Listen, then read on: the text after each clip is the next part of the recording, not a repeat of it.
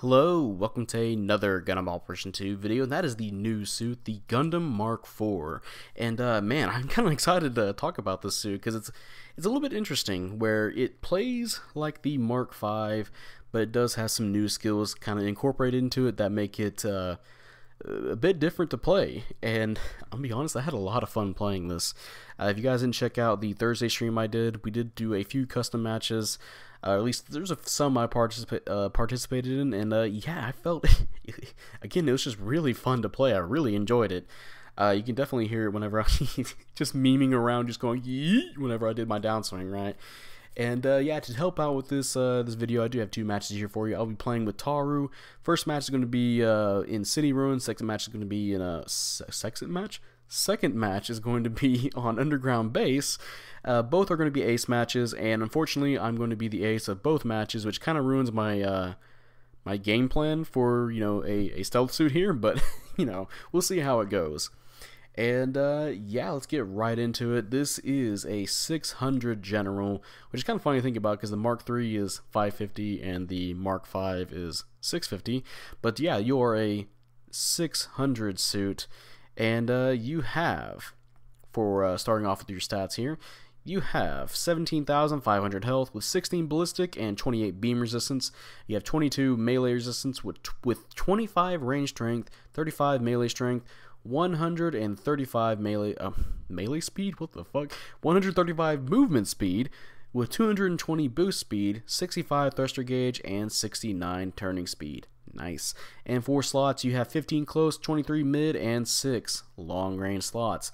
Now, the thing that jumps out to me first here is that you do have a low amount of long range slots, so you won't be getting any insane range damage, although it's still pretty decent from what I've noticed. It still does fine, really. But they definitely want you to play a little bit more melee oriented with the, actually, you can kind of get away with some overheat builds too, and I mean... I actually had a tank build going on at first, but I quickly swapped that over because I realized the potential of this suit is more for melee, and if I'm using my stealth correctly, I don't really have to have too much defense. Of course, if I get caught, I'm just almost fucking dead anyway, but I really found myself really thriving on making a melee build, because when I do go in to melee somebody, it's going to hurt them. It's going to hurt them a lot. I kind of make up for the damage I can potentially take by dishing out to them pretty much ×2. So yeah, definitely melee for me. But if you want to, you can do some overheat builds since most of your weapons are heat based. You can definitely do some thruster gauge as well to kind of help prolong your I say prolong, it kind of help you escape, since if you're getting caught a lot, right? You're not stuck there, or at least try to get away, right? Have enough thruster gauge to get out of dodge. So yeah, there's definitely some decent builds here, but they're kind of more so just there's not a whole lot of stuff you can do with range. It's more so just with melee and your thrusters, and of course overheat if you want to. And yeah, now we're on to the primary weapons. Starting off, you have the Mark IV beam rifle, which is 2,350 damage with 6 rounds and 350 range. This is just your basic stunning beam rifle. Not much else to it. You just shoot somebody, they get stunned, and hey, that allows you to just do what you want. Melee or set up into another kind of combo. Yeah, fair enough. You get 6 rounds, which is a pretty healthy amount of rounds. So yeah, that's fine. And now your primary melee weapon, which is the Mark IV H Beam Saber, which is 2,750 damage. This is actually a pretty great melee weapon, not gonna lie. Not only do you have a pretty good amount of range, you do really good damage, and because you are a hovering suit, there's also some moments where I kind of, at least for me, I kind of snuck in some unexpected melee hits. Walking past somebody, getting a side swing off, or maybe just right in their face, kind of sliding in a little bit close, coming in with a neutral, kind of catching them off guard, which is quite nice. Oh, hey, there's the Complaint's new weapon, by the way. Him heavy staggering. That's pretty nice to see. I didn't realize that. But, yeah, quite nice to, quite nice to do, like I'm the Complaint. But no. Quite nice melee weapon. There we go. And the downswing is super satisfying to hit. It's the Ausla downswing, but because, you know, it's activating my monkey brain because it's like a big beam saber and you're just slapping it down on somebody. It looks fucking cool, right? I really fucking love it. Yeah, it does do some amazing damage. Like I said, I did a melee build, and oh yeah, that guy's just fucking dead, by the way. Yeah, I just guillotined that dude. Oh, heaven forbid if there's a raid too. Again, the damage output I've gotten from, at least from the downswings I've been doing, has been ranging anywhere between over 3,000 to over 5,000. Yeah, you can definitely do some hefty damage with this, especially with the skills that you have with this suit to help out with that. You do have, to spoil one of them, you do have power accelerator, and that does help out in situations where, you know, since you have more range, you can kind of catch people coming in with their melee and, you know, activate power accelerator, which, you know, allows you to be a lot more aggressive. Since some people will be just stuck in a animation after being clashed, you can just boost out of that and just start going crazy with your range and your melee damage. So yeah, again, thumbs up for the melee weapon here. Really fun to use. Now we're on to your secondary weapons. Starting off, you have the Incom Beam Cannon, which is 1,000 damage per shot with 50% heat rate and 300 range. This is a lock-on weapon. You lock on, it will shoot 3 shots before overheating. It will take all 3 shots to get a stun accumulation, but you do want to use this with your next weapon to get a stun accumulation, at least a far easier stun accumulation. Essentially, this is kind of just a general Mark V in terms of how you want to use this combined with that weapon. But yeah, the Incom can be really good for finishing off low health enemies as well. So yeah, you can do it for that.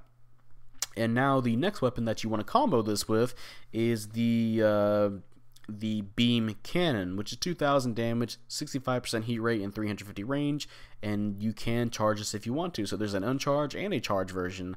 The uncharge, you do have to stand still. Actually, you have to stand still to fire for both versions of the weapon, but the uncharged version, you will fire just a regular, just shoulder beam, right? It does not stun at all, but it does have a lot of stun accumulation, and this is where the incoms come in, where if you can lock on with your incoms, and while they're firing, you can throw in your regular beam cannon shot, and yeah, that will pretty much just net you a stun almost every time. It won't work on suits with high enough damage control, but most suits won't have that high enough damage control, right? So it definitely really reliable from using it. But this requires you to aim though, so it is stop the fire, so get used to that if you're not used to that.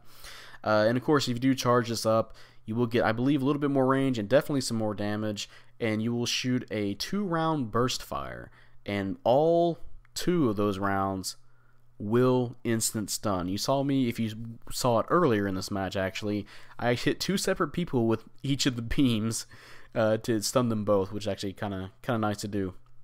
So you can definitely have situations like that, or just poke at somebody from a distance.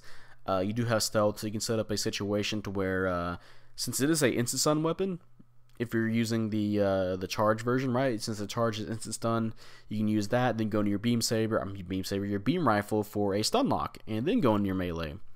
And hey, timeout for the first match here. Let's see how we did. I believe this is our second match ever playing this suit. And yeah, mission completed. Let us see. And hey, top individual, top assist, and top damage. And let's see what placement we did after we praised some teammates. And hey, first place, 9-2. Yeah, love the suit. And now we're underground base. We'll see how that goes. Actually, I already told you I became the ace. So although I wasn't as successful as I was here when I became ace. So get ready to see that. But yeah, the beam cannon, pretty nice to combo with the incom weapon. And yeah, your final weapon here, if you want to call it a weapon, is the head special sensor unit, which is 0 damage, 100% heat rate, and 300 range. And I believe this is essentially just a radar jammer. From what it says, it will cause interference with the radar function of enemy MS in range for a certain period of time. And it says it also disables information sharing between MS and the allies. But I think this might be just jamming in general, but it could mean that maybe allies won't be able to see each other's health or see enemy health.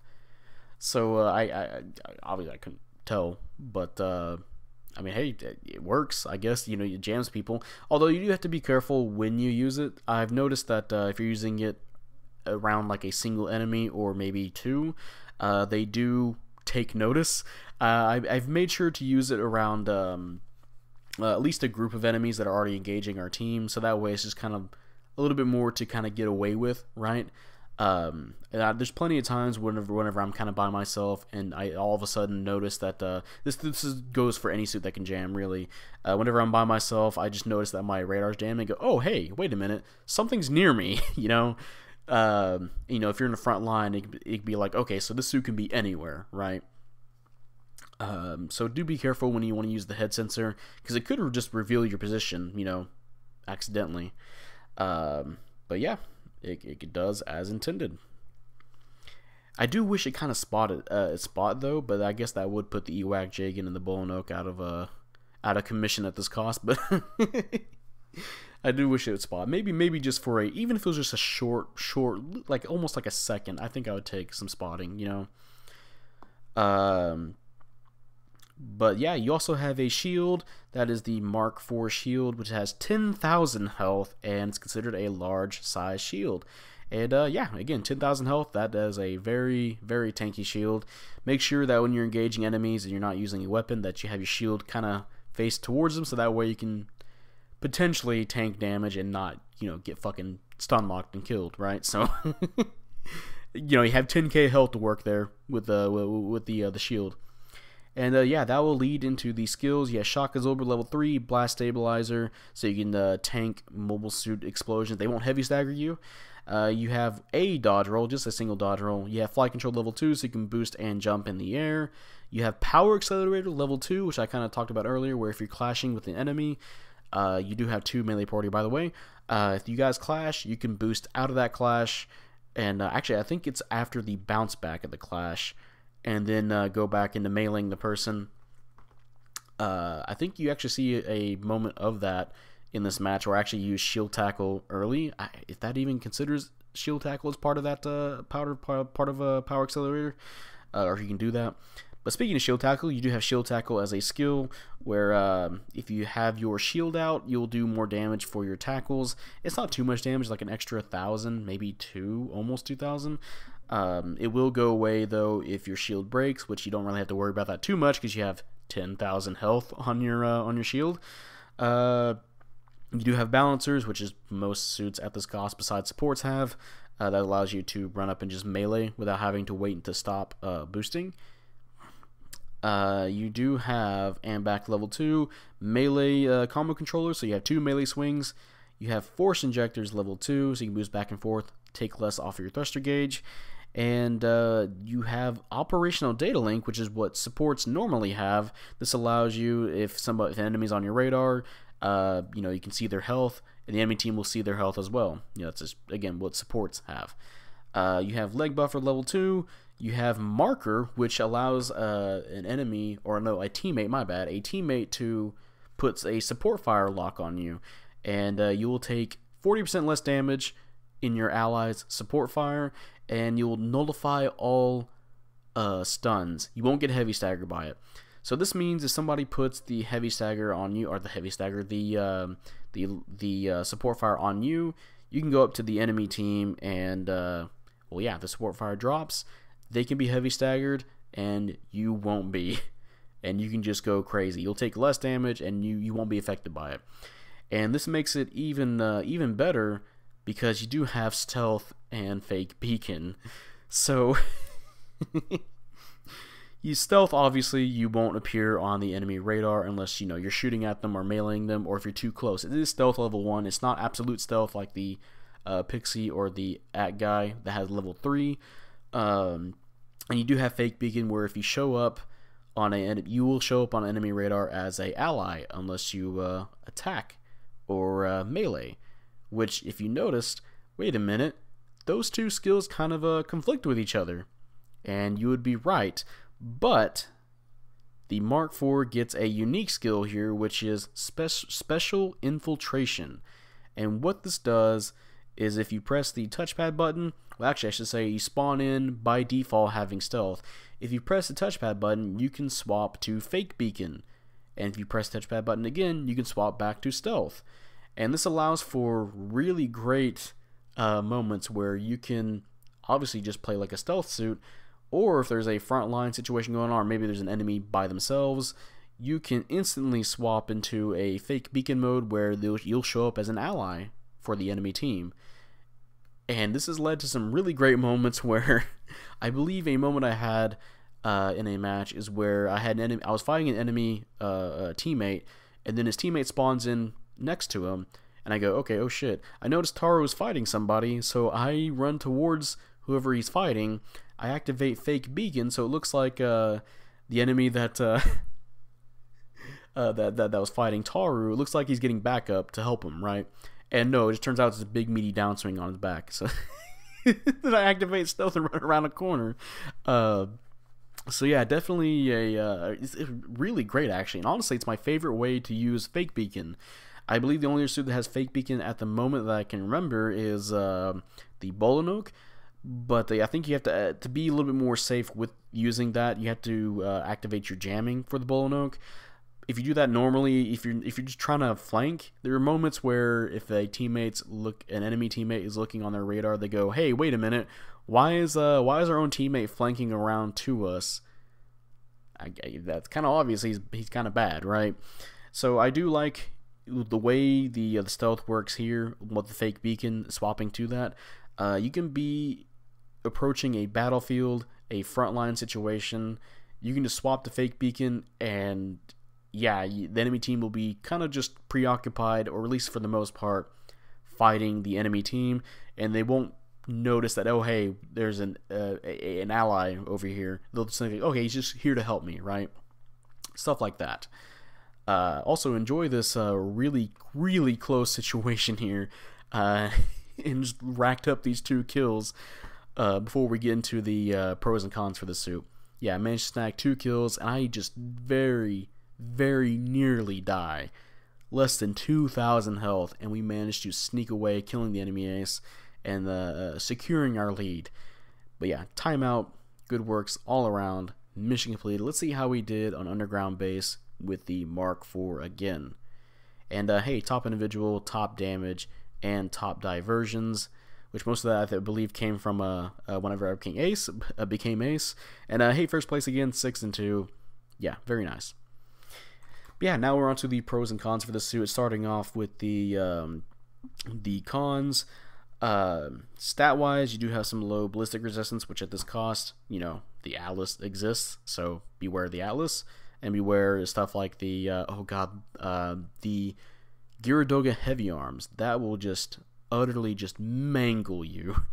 Good thing you have stealth though, so don't be frontlining with the suit, which I guess can kind of be its own thing. For a downside is that this is not a frontlining suit. You do not have defensive skills like Manuever Armor or damage control. You only have leg buffers. So yeah, be careful when you're going in with stealth to melee somebody, because if you try to boost away, depending on how you position yourself, you can get stunned, and you can get stun locked. And yeah, seeing as how a lot of suits at this cost have multiple instant stuns, you really want to be careful how you approach people. Especially with another kind of downside here is that you are a bigger suit, so you will be easier to hit.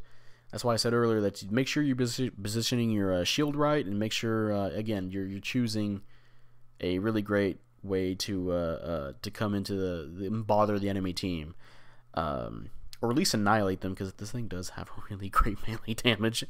But yeah, that will lead into the pros. Not a whole lot of like super cons, I guess.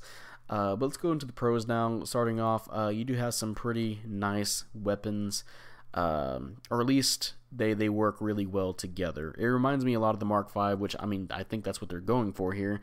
It's very similar to the Mark V, where you have the incom beam cannon that can combo into the beam cannon to get to a stun accumulation. However, I don't think the Mark V has a chargeable version of the beam cannon. this suit does, and that does add versatility to the suit. And of course, you have a basic stunning beam rifle. The melee weapon on this is long range, does a lot of damage. Very great for the kind of style of play they're going for here. And you do have a special head sensor that will jam the enemy team. So yeah, again, the weapons, they feel quite nice to use with the skills that this thing has, which is another pro. You do have some pretty nice skills. You know, you do have your basic stuff like a dodge roll. You do have some nice stuff like power accelerator. And data link, which also could be pretty helpful if for some reason you're not running a support. Maybe if you're if you're doing underground base.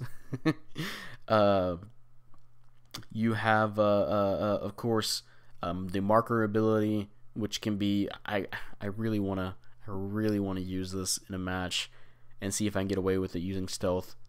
I really want to see what I can do with that. But speaking of, yeah, your other skills here, the stealth, fake beacon, especially special infiltration. Again, one of my favorite ways to use fake beacon. The stealth works really nice with the suit. Again, just overall great. And yeah, that will be it for the Mark IV Gundam. And I gotta say, this is a really fun suit to play. I want to say very unique. I mean, technically we've had stealth suits before, but for some reason, just using the special infiltration it just feels really fun to play, honestly. Now, I do foresee this suit getting some sort of buff involving because of the size of the suit and it being able to get stunned really easily. I do see maybe this thing getting maneuver armor later on, or some kind of defensive skill like damage control or just something along those lines.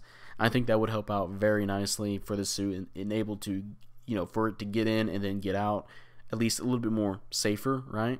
But yeah, if you're coordinating with your team, this suit it's just really nice to play. Again, to mention the Thursday stream I had, you can definitely tell I'm having a lot of fun playing it. It is really fun to play. I really do enjoy playing this suit. Honestly, I kind of want to play more of it. Very few suits do that for me. But yeah, that'll be the end of this video. If you guys enjoyed this video, leave a like, subscribe if you want. I really appreciate it. And type up in the comment section how you feel about the Mark IV Gundam. Do you like it? Do you hate it? And well, yeah, obviously me gushing about it, I really do enjoy this suit. And if you want to roll for this, I do recommend it. But you have to keep in mind the anniversary is coming up. So if you want to save up your tokens, I would recommend that you also save up your tokens. But if you don't care about that, the Mark IV is pretty fun to play. And yeah, that'll be it, and I will see you guys later. Bye. What's up, my fellow teammates? Hello, my fellow teammates. Hello, my fellow teammates. Did you notice that your teammate came out of nowhere on your radar when you're looking directly at him? Get fucked. Okay, you want to get yourself killed, Tar? Yeah, one sec. I need a. Aw. I need a.